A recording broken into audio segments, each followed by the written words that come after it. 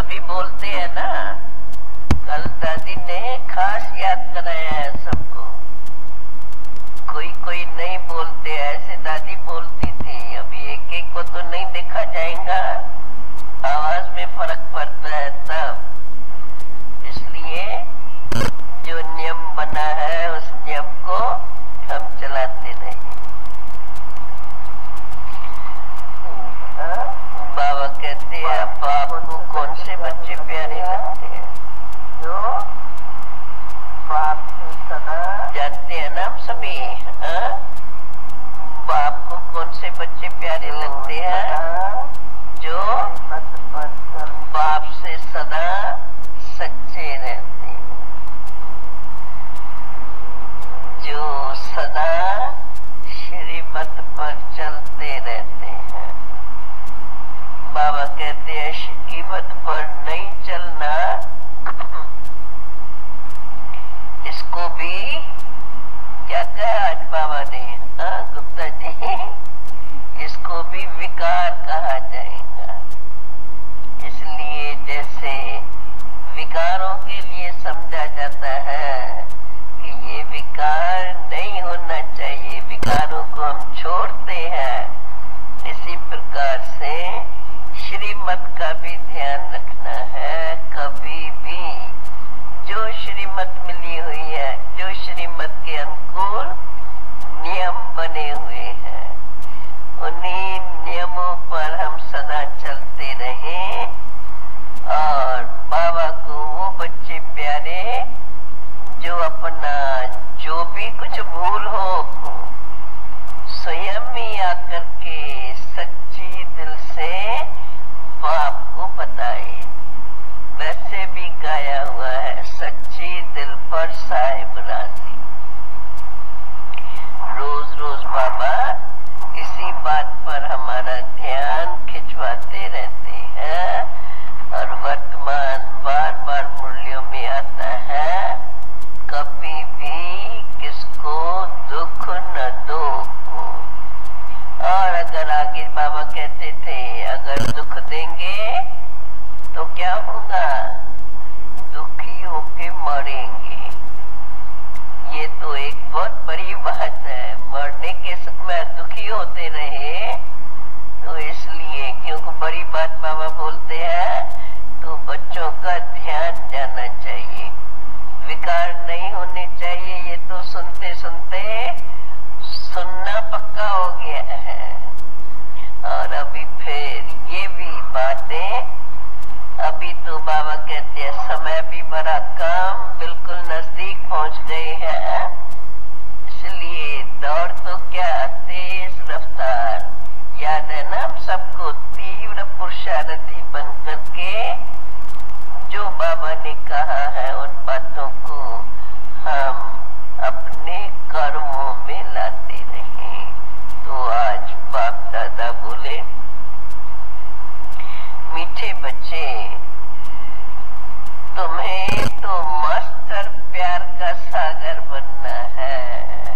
बाप प्यार का सागर है और हम बच्चों को भी मास्टर प्यार का सागर बनना है। कभी भी किसको दुख नहीं देना है। एक दो के साथ बहुत प्यार से रहना है। प्रश्न है आज का,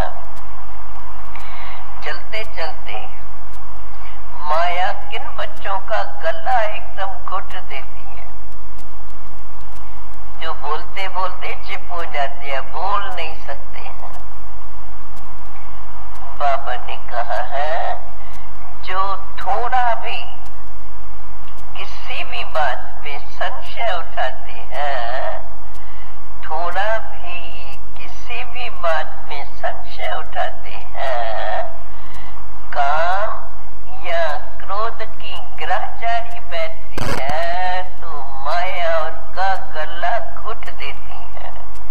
उन पर फिर ऐसी ग्रहचारी बैठ जाती है जो पढ़ाई छोड़ देते हैं। समझ में ही नहीं आता। जो पढ़ते और पढ़ाते थे, जब उसको देखो अगर चले गए तो उसके पढ़ाते भी थे। ऐसा सर्विसेबल बच्चा सब पढ़ते थे और पढ़ाते भी थे, वह सब कैसे भूल गया जो एकदम से निकल गया। बुद्धि का ताला एकदम बंद हो जाता है। गीत है तू प्यार का सागर है, तेरी एक बूंद के प्यासे हम। बाबा कहते हैं ये है बाप की महिमा। और बच्चे जानते हैं, भगत लोग तो ऐसे ही गीत गाते रहते हैं। तुम बच्चे अभी जानते हो कि बाप कितना प्यार का सागर है, सभी पतितों को आकर के पावन बनाते हैं। सबसे बड़ी तो ये प्यार की निशानी कैसे भी है, उन्हों पर रहम करके और सबको फिर पावन बनाने की युक्तियां बताते रहते हैं। सभी बच्चों को सुखधाम का वर्षा देते हैं। बाबा कहते हैं तुम बच्चे समझते हो,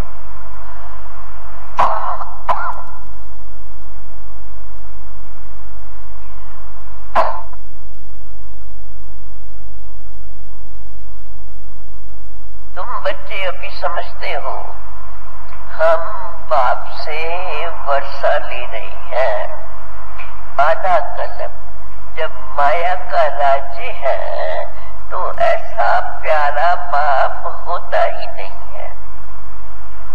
बेहद का बाप तो है ही प्यार का सागर, शांति का सागर, सुख का सागर। ये वो कैसे है? बाबा कहते ये अभी तुम बच्चे ही जानते हो। और प्रैक्टिकल में तुम बच्चों को अभी ये सब कुछ बाप से मिल रहा है। प्यार भी मिल रहा है, शांति में कैसे रहो, शांति का भी सुख मिल रहा है। तो अभी तुम बच्चे इन सब बातों को जानते हो। भक्ति मार्ग वालों को बलगाते रहते हैं, परंतु मिलता कुछ भी नहीं है। सिर्फ गाते हैं, याद करते हैं। अभी वे यादें भी पूरी होती हैं, उनका याद करना भी अभी पूरा हो जाएगा। अभी तो तुम बच्चे सन्मुख में बैठे हो, समझते हो बेहद के बाप का ही गायन है। तो जरूर है वो बाप इतना प्यार दे करके गए हैं जो सभी उसको उसका गायन करते रहते हैं। सतयुग में भी हर एक दो को बहुत प्यार करते हैं। वहाँ तो जानवरों में भी एक दो को प्यार होता, एक दो में प्यार होता है। यहाँ तो वो नहीं है। वहाँ कोई ऐसे जानवर होते ही नहीं जो आपस में प्यार से न रहे। तो अभी तुम बच्चों को सिखलाया जाता है, यहाँ तुम प्यार के मास्टर सागर बनेंगे तो वो तुम्हारा संस्कार अविनाशी बन जाएगा। बाकी दुनिया में तो अब सब एक दो के दुश्मन बने हुए हैं। क्यों? कब तो है ही रावण का राज। बाप कहते हैं कला पहले मिसल हो बहू, अब तुमको बाप बहुत प्यारा बनाते हैं। कभी किसका आवाज सुनते हैं कि ये गुस्सा करते हैं, तो बाप शिक्षा तो देंगे ना कि बच्चे गुस्सा करना ठीक नहीं है। इससे तुम भी दुखी होंगे और दूसरों को भी दुखी करेंगे। जैसे लौकिक बाप भी बच्चों को शिक्षा तो देते ही हैं, वो होते हैं हद का सुख देने वाले। और ये बाप तो है बेहद का बाप। तो ये बेहद का बाप तुमको सदा काल का सुख देने वाला है। अभी तुम बच्चों को एक दो को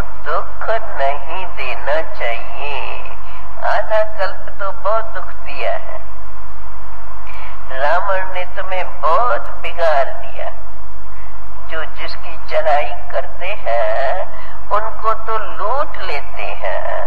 अभी तुमको ये सब रोशनी मिलती है।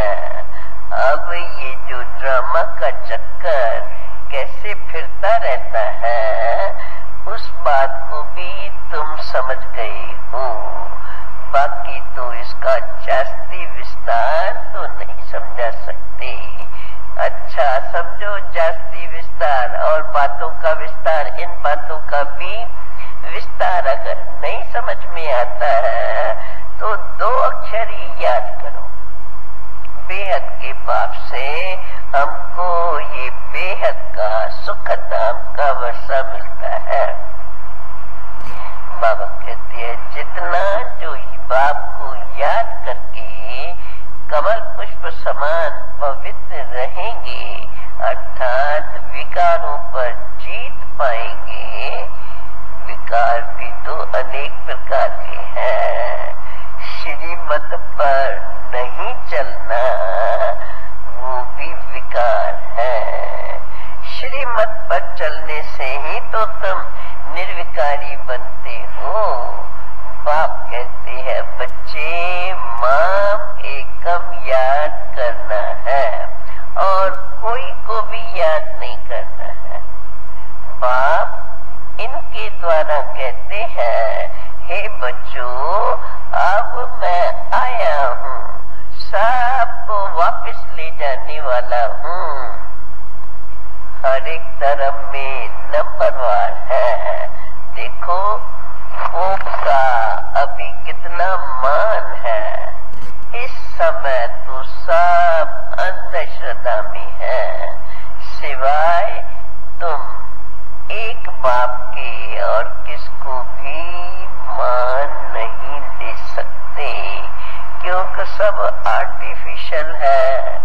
इस समय तो सब पुनर्जन्म लेते लेते क्योंकि सभी अंत में आके पहुंचे। ड्रामा का भी अंत का समय।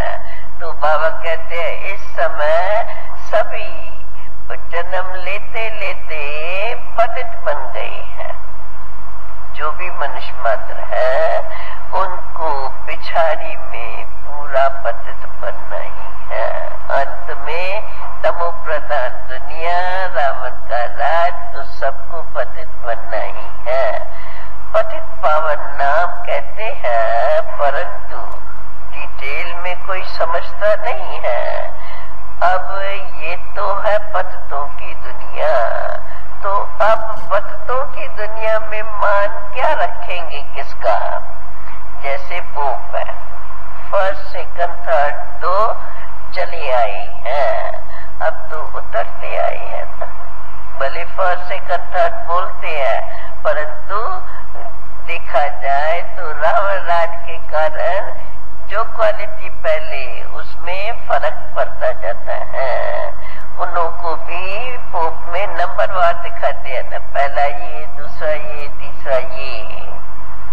फिर जरूर नंबरवार ही अपना पद लेंगे। इस चक्कर को, इस सारे चक्कर को अभी तुम बच्चे अच्छी रीत से जानते हो। यहाँ तो तुम आते ही है बेहद के बाप के पास। किस लिए आते हैं? बेहद के बाप से बेहद का वर्षा लेना है।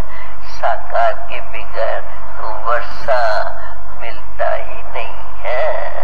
बाप कहते हैं और कोई देहदारी को याद मत करो क्योंकि ऊंचे से ऊंचा एक बाप ही है, उनको ही तुम्हें याद करना है। देखो ये बाप का कितना बड़ा फरमान है। फिर से बच्चे माम एकम याद करो। अगर देहधारी को याद किया तो उनकी याद से फिर तुम्हें पुनर्जन्म लेने ही पड़ेंगे। अब ये तुम्हारी, फिर वो तुम्हारी याद की यात्रा ठहर नहीं सकेंगी। अगर और किसको याद करते रहेंगे तो याद की यात्रा में तुम बैठ नहीं सकेंगे। अगर याद की यात्रा नहीं ठहरेंगी, उसमें नहीं रह सकेंगे, तो तुम्हारे विक्रम भी विनाश नहीं होंगे। और फिर रिजल्ट क्या होंगी? बहुत घाटा पड़ जाएगा। देखो, जैसे धंधे में भी फायदा भी होता है और घाटा भी होता है।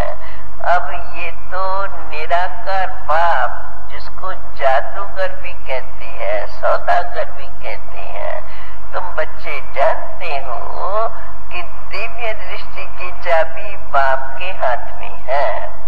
अच्छा समझो, दिव्य दृष्टि में कुछ भी देखा, ये दूसरी पॉइंट बाबा ने उसको मिक्स किया है कि कैसे प्राप्ति किसमें है। दिव्य दृष्टि की चाबी तो बाप के हाथ में है। अच्छा समझो, दिव्य दृष्टि में कुछ भी देखा, बल कृष्ण का दीदार भी किया, फिर उससे फायदा क्या हुआ? कुछ भी फायदा नहीं होगा। ये तो ड्रामा के चक्कर को जानना, अब जो हमें पढ़ाई मिलती है, ये तो ड्रामा के चक्कर को जानना, ये तो है पढ़ाई। पढ़ाई से ही तो कमाई है। अब फिर बाबा कहते हैं, बच्चे जितना बाप को याद करेंगे और फिर बुद्धि में सदा ये चक्कर फिरता रहे, तब ही ऊंच पद पाएंगे। अभी बाप कहते हैं, अभी तो तुम मेरे बच्चे बने हो, इसलिए बाप को ही तुम्हें याद करना है। जो याद करते हैं, जो पक्के बच्चे हैं, जिन्होंने अच्छी रीत से समझा है, कहते हैं बाबा हम तो आपके ही थे और अभी फिर आपके आगे बनेंगे। हम आत्माएं आपके साथ ही तो परम धाम में रहती थी। वहाँ परम धाम में तो किसको कहने की बात ही नहीं रहती है। ड्रामा अपने आप चलता रहता है। वहाँ से समय पर आप ही शरीर धारण करके आके अपना पाठ बजाते हैं। तो ये ड्रामा तो अपने आप चलता रहता है। जैसे एक मछलियों का खिलौना दिखाते हैं ना, बचपन की बातें, जैसे ये मछलियों का खिलौना दिखाते हैं ना, उसमें तार में मछलियां परोई रहती है। याद आ गया ना सबको? बचपन में भी खेला होगा और बाबा ने भी बीच में माना, जब ये बात की थी पहले तो दिखाया था। वो मछलियों का जो खिलौना होता है, उसमें तार में मछलियां परोई रहती हैं। ऐसे करने से, फिर वो दिखाओ, ऐसे करने से, ऐसे पकड़ के खड़े रहो तो नीचे उतरती आएंगी, धीरे धीरे नीचे उतरती है। वैसे ही जो भी आत्माएं है, सब ड्रामा के तार में बंधी हुई है और चक्कर लगाती रहती है। अब तो है चढ़ती कला, फिर उतरने लग पड़ते हैं। तो चढ़ती कला में क्या हो जाएगा? बाबा कहते हैं, अब तुम्हारी भी चढ़ती कला है। क्यों? कभी ज्ञान सागर बाप आया हुआ है, तो अब तुम्हारी चढ़ती कला है। फिर उतरती कला को तो अभी तुम जान गए हो, कितना सहज है। कौन क्या सहज है? उतरती कला में आ गए, अब चढ़ती कला में जाना कितना सहज है। क्योंकि उतरती कला में तो आधा कल्प लगा और चढ़ती कला में इतना समय नहीं लगता है। इसलिए बाबा कहते हैं, तो देखो अभी तो तुम जान गए हो कितनी सहज है, उतरने का कितना लंबा टाइम है। और फिर कैसे चढ़ती कला हो जाती है?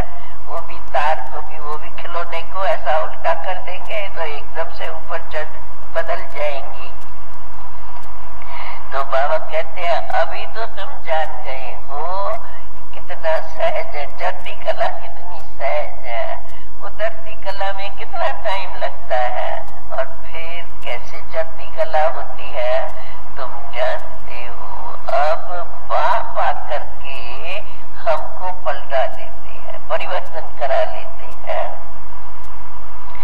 पहले पहले आदि सनातन देवी देवता था, फिर धीरे धीरे दूसरे धर्म आते हैं।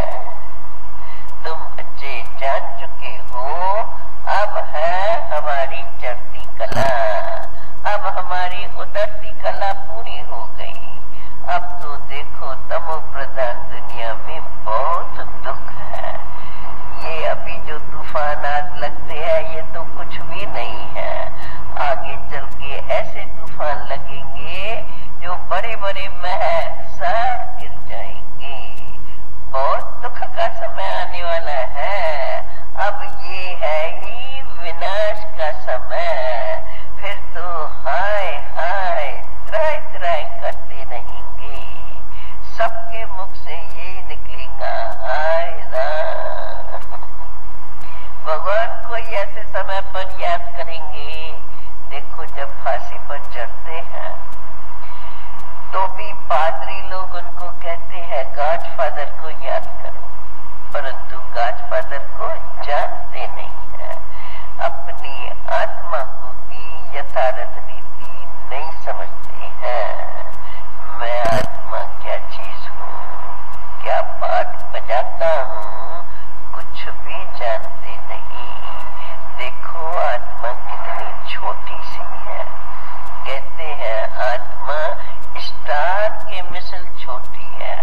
आत्मा का साक्षात्कार बहुतों को होता है, बहुत छोटी लाइट है, बिंदी के मिसल सफेद लाइट है।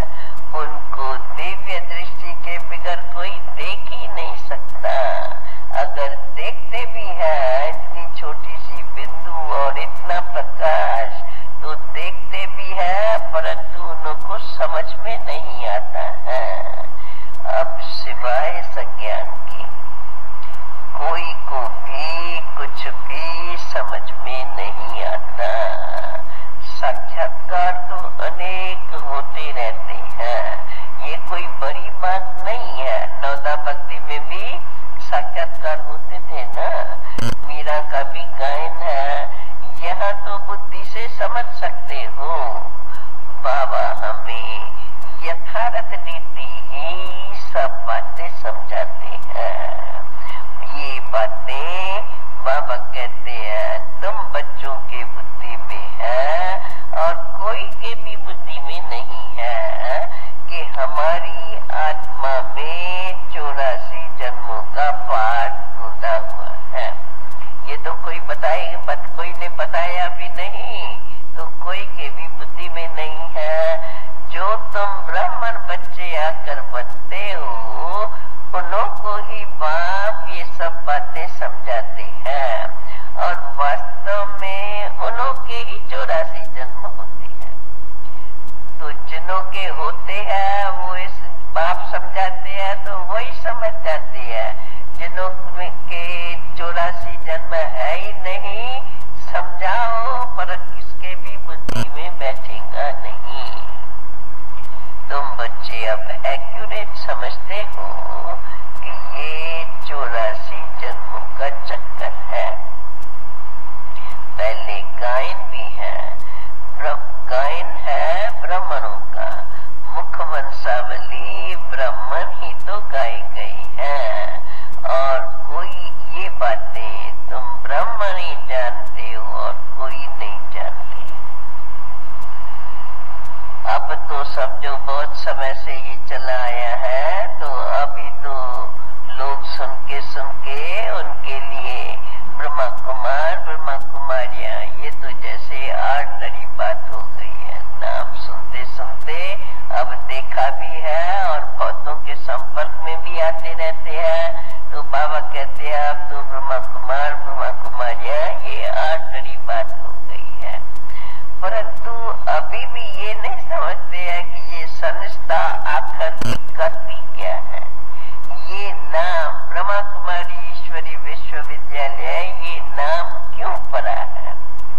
प्रजापिता नाम डालने से फिर ये प्रश्न प्रजापिता ब्रह्मा कहो तो समझ में आता है, उनके ही बच्चे उनको ही ब्रह्मा कुमार कुमारी कहेंगे। तो बाबा कहते हैं प्रजापिता नाम पढ़ने से फिर क्यों का प्रश्न निकल जाएगा। अभी तुम कह सकते हो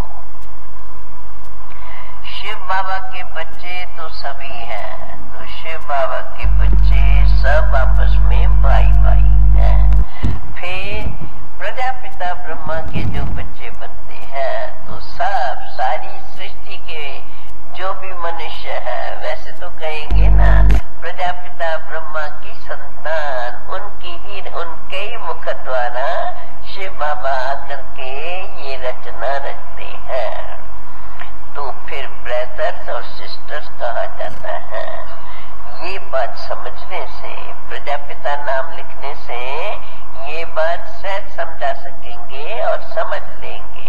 तो फिर ये समझने से उनके ये प्रश्न ब्रह्मा कुमारी नाम क्यों रखाया है, ये प्रश्न नहीं आएगा। समझेंगे कि अब ये नई दुनिया की स्थापना होती है बरोबर ब्रह्मा के द्वारा। अब तुम पतित से पावन बन रहे हो। अब ये जो रक्षा बंधन आज मनाया जाता है, अब भी है ना रक्षा बंधन, ये जो रक्षा बंधन आज मनाया जाता है उसका भी अर्थ तुम बच्चों को ही पता है। इन सब बातों का अर्थ अभी समझ में आता है। ये जो भी यादगार है उन सब का ज्ञान अभी तुम बच्चों को मिला है। सत्युग में थोड़े ये त्योहार मनाएंगे, ये रामनवमी या ये रक्षाबंधन आदि ये सत्युग में त्योहार नहीं मनाए जाएंगे। वहाँ तो मनाने की बात ही नहीं है, इन त्योहारों के मनाने की बात ही नहीं। वहाँ तो ये ज्ञान रहता ही नहीं है। वहाँ ये भी पता नहीं पड़ेगा, क्या क्या पता नहीं पड़ेगा, टोटल ड्रामा की नॉलेज ही नहीं है। बाबा कहते हैं वहाँ तो ये भी पता नहीं पड़ेगा कि अब हमारी उतरती कला हो रही है, क्योंकि सदा सुख में ही जन्म लेते रहते हैं, आधा कल्प तो सुख ही है। वहाँ है ही योग बल की पैदाश, विकार का तो नाम ही नहीं होता है, क्योंकि रावण का राज ही नहीं है। वहाँ तो संपूर्ण निर्विकारी है। दूसरा जन्म लेने से पहले उनको साक्षात्कार हो जाता है, नहीं तो कैसे सिद्ध हो कि ये पुराना शरीर छोड़ और दूसरा नया लेते हैं। यहाँ से तुम अभी पहले जाएंगे शांति धाम। बाबा कहते हैं तुम बच्चे समझते हो वो है हमारा घर, शांति धाम है हमारा घर। वो हमारा भी घर है और बाप का भी घर है। जिस बाप को याद करते हैं, बाप से ही तो बिछड़े हुए हैं, इसलिए ही तो याद करते हैं। अभी सुखधाम में बाबा कहते हैं जब सुखधाम में हो, जब जीवन में सदा सुख है, उस समय तुम दो बाप को भी याद नहीं करेंगे। उस समय जिस लौकिक बाप के कहे है बस उसी को ही जानते हैं और उससे ही संबंध में रहेंगे। ईश्वर भी कोई है, उनको याद करना। अभी जो सब याद करते हैं सुखधाम में आप दो बाप को भी याद नहीं करते,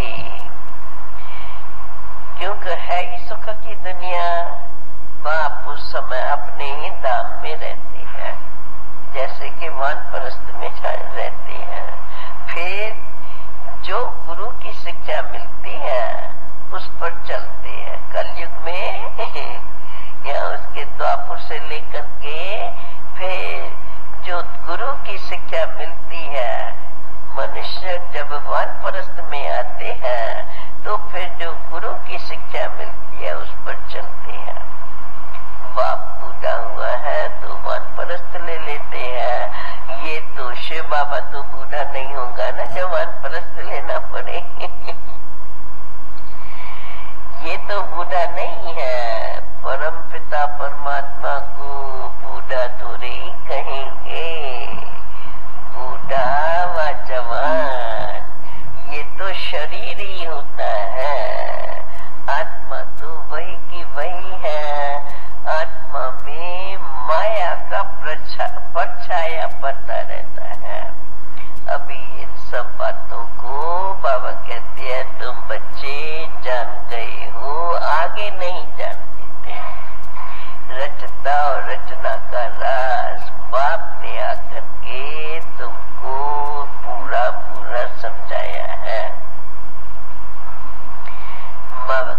हैं, अभी तुम बच्चे सामने बैठे हो तो बाप की महिमा कितनी गाई जाती है। जैसे देखो, अगर कोई प्रेसिडेंट है तो कहेंगे प्रेसिडेंट है और उसकी उसी प्रकार से महिमा करेंगे। प्राइम मिनिस्टर है तो उनकी उसी प्रकार से महिमा होते हैं, क्योंकि सबको अपना अपना पार्ट मिला हुआ है। बाप तो सबसे ऊंच गाया हुआ है, तो जरूर हमको भी ऊंचे से ऊंचा ही वर्षा देंगे। देखो कितनी समझ की बात है। बाप इतना ऊंचा है तो जरूर हमें भी इतना ऊंचा ही वर्षा मिलेगा। जैसे बाप समझाते हैं तो बच्चों को भी इन बातों को अच्छी रीत से समझना है और फिर समझाना भी है। पहले पहले बाप का परिचय देना है। वर्षा भी तो बाप से ही मिलता है। अब तुम्हारा है ये प्रवृत्ति मारे, तो बुद्धि में तुम्हारे ये सारा चक्कर फिरता रहना चाहिए। क्यों? कब तुम बच्चों को सर्विस तो जरूर करनी है। दिन प्रतिदिन यह समझानी भी बड़ी सहज होती जाएगी। जब तुम समझाते रहेंगे तभी तो वृद्धि होगी। वृद्धि को कैसे पाती रहेगी? जब उनको जितना आप समझाएंगे, जब उनको समझ में आ जाएगा तो ऑटोमेटिकली फिर उनका भविष्य प्रजा में ही रहेगा। वर्षा भी तो बाप पहले तुम बच्चों को, इसलिए पहले बाप का परिचय देना है और फिर ये सारा चक्कर अच्छी रीत से समझाना है जो उनको बुद्धि में फिरता रहे। तो तुम बच्चों को सर्विस जरूर करनी है।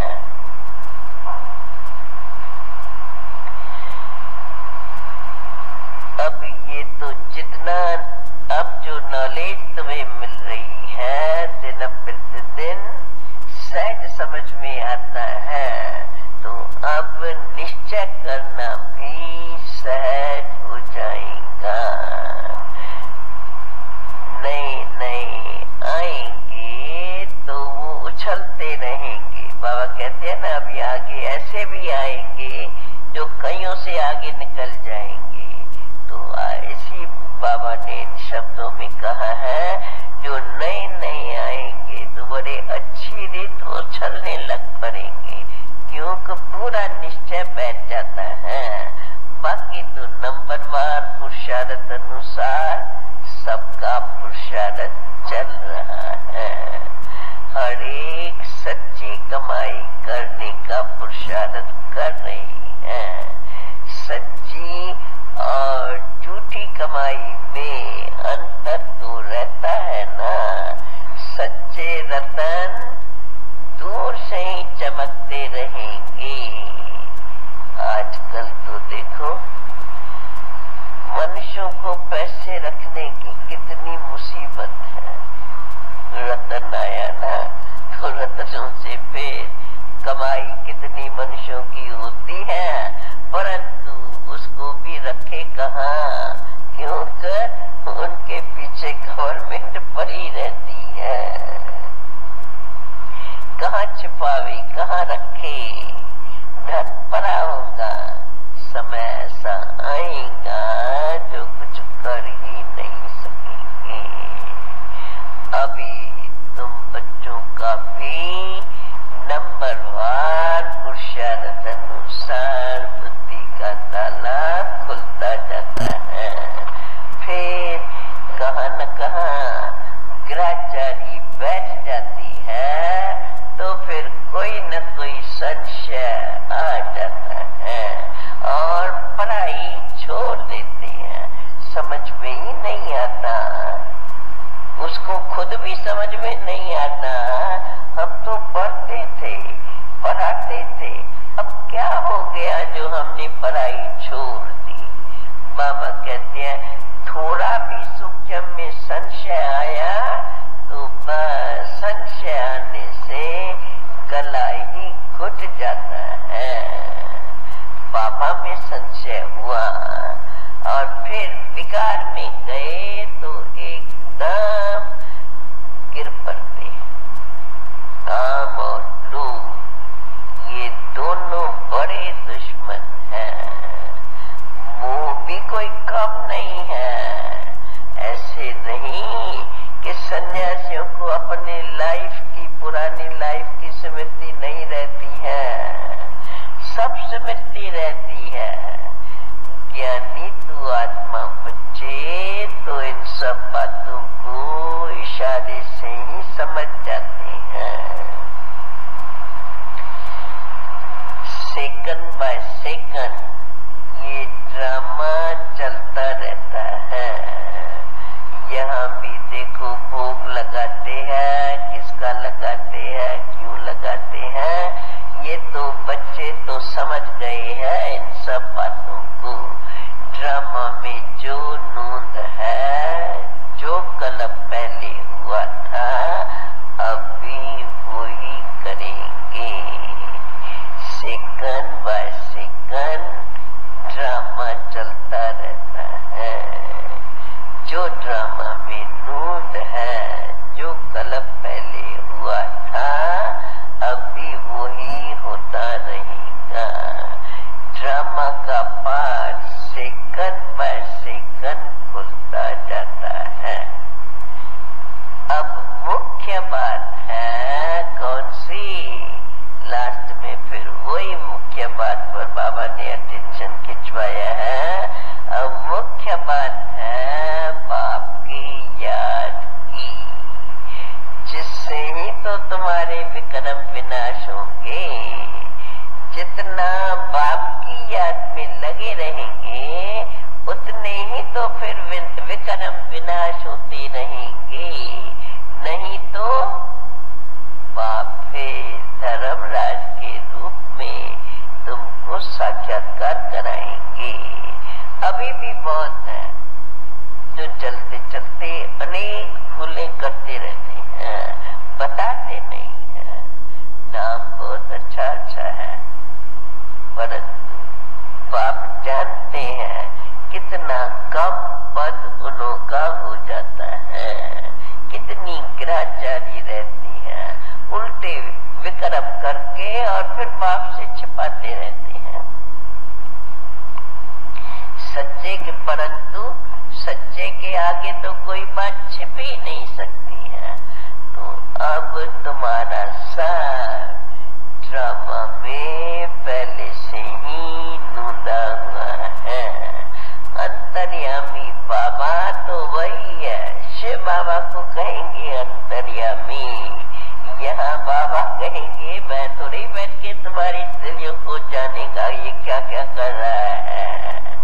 समझना चाहिए अगर हम छिपा करके विक्रम करते हैं तो सजा भी बहुत खानी पड़ेगी, क्योंकि हम ब्राह्मण निमित्त बने हुए हैं संभाल करने के लिए। हमारे में ही अगर ये आदत है तो फिर ठीक नहीं है। अपने आप से बात करके अपने को सावधान करना है। देखो स्कूल में टीचर की रिपोर्ट होती है तो प्रिंसिपल बड़ी सभा में भेज उनको बड़ी सभा के बीच उनको निकाल देते हैं। तुमको तो बाबा के पास जाना है, तुमको याद एक शिव बाबा को ही करना है। बाप कहते हैं माम एकम याद करो, क्यों अब तो तुमको बाप के पास ही जाना है, तो उनको ही याद करना है और फिर स्वदर्शन चक्र फिराना है बस, और कोई को याद नहीं करना है। अगर तुम किसको याद करेंगे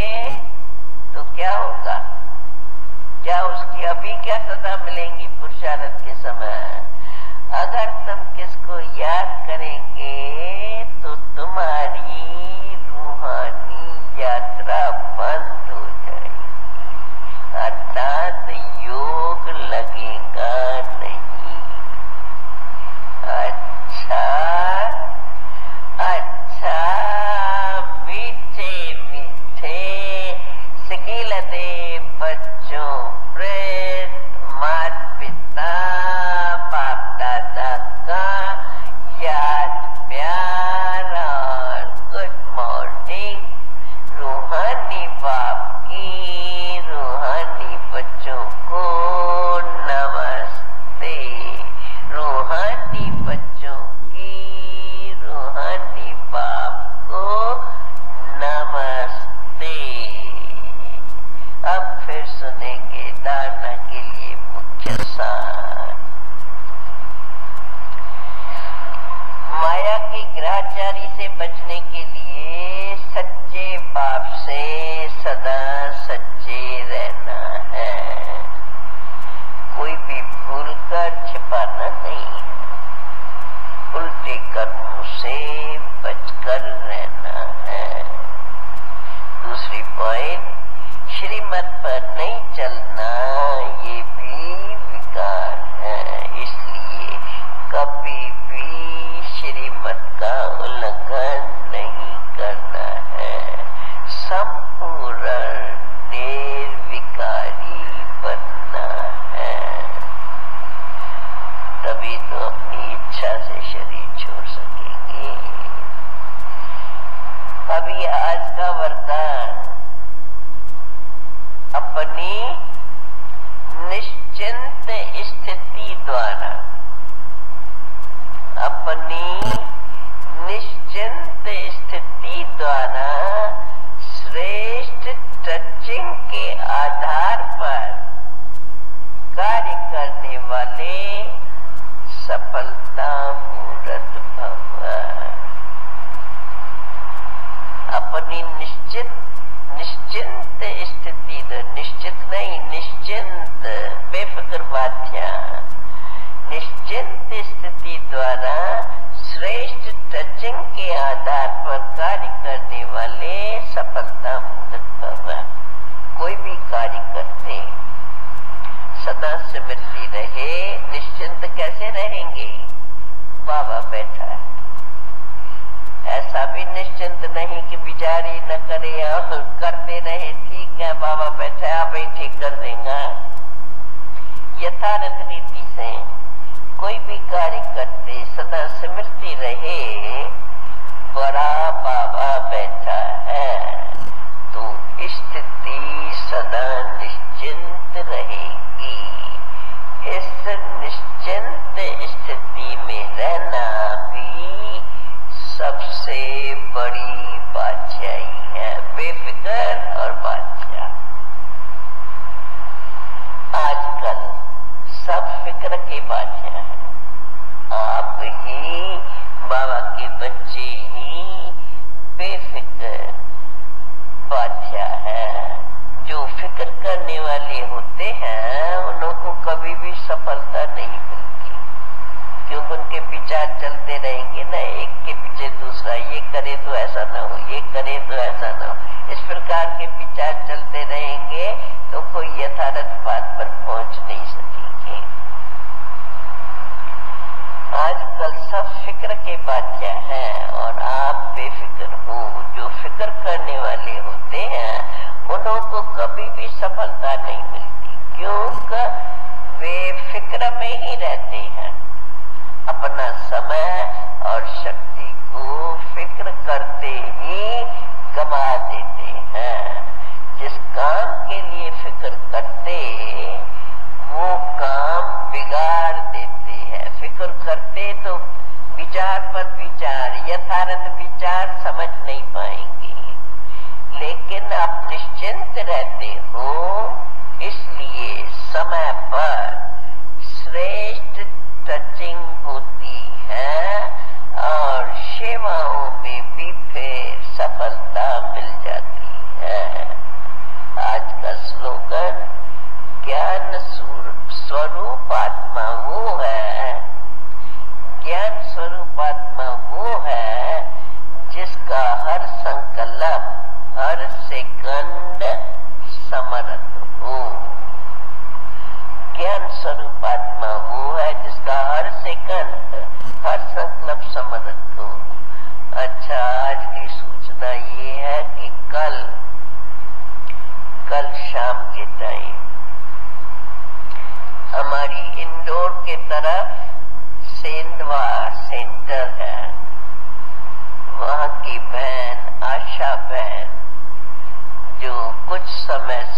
बीमार थी। वैसे तो काफी पहले समय इसको किडनी की बड़ी तकलीफ थी और इसको बहन ने अपनी किडनी दी थी एक साइड।